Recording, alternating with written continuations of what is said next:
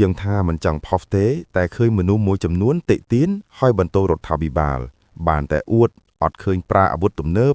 អត់ឃើញប្រើសំណាញ់មេឃពេលដែលយន្តហោះហោះចូលមកទម្លាក់គ្រាប់ហេតុអីបានជាសង្គ្រាម21ថ្ងៃខ្មែរមិនប្រើអាវុធទំនើបការឆ្លោះគ្នាមិនថានៅក្នុងសង្គមមនុស្សឬរវាងប្រទេសនិងប្រទេសទេបើសិនជាចំនួននោះវាយគ្នាទៅវាយគ្នាមកគឺអត់មានអ្នកណាជាជនរងគ្រោះទេតែបើភាគីម្ខាងទៀតវាយហើយភាគីម្ខាងទៀតអត់តដៃ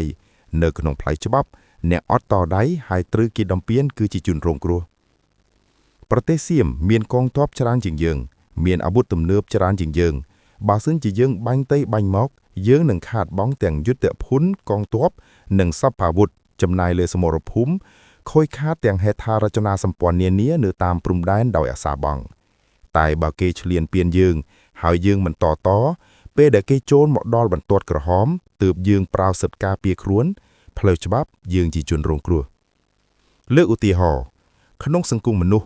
សពីរនាក់វាយគ្នាទៅវិញទៅមកគឺអត់មានអ្នករងគ្រោះទេ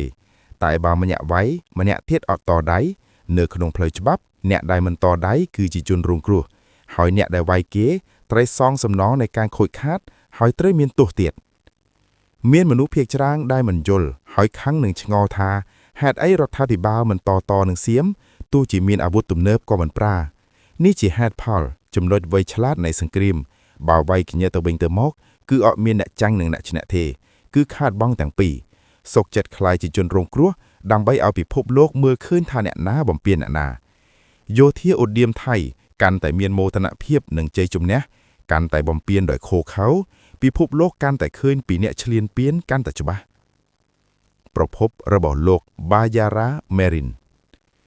ខ្ញុំបាទសូមអរគុណចំពោះការទស្សនាវីដេអូនេះតាំងពីដើមដល់ចប់បើបងប្អូនពេញចិត្តសូមកុំភ្លេចចុចពាក្យថាជាវ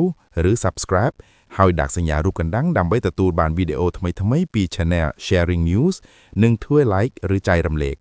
ខ្ញុំបាទសូមអរគុណជួបគ្នានៅវីដេអូក្រោយៗ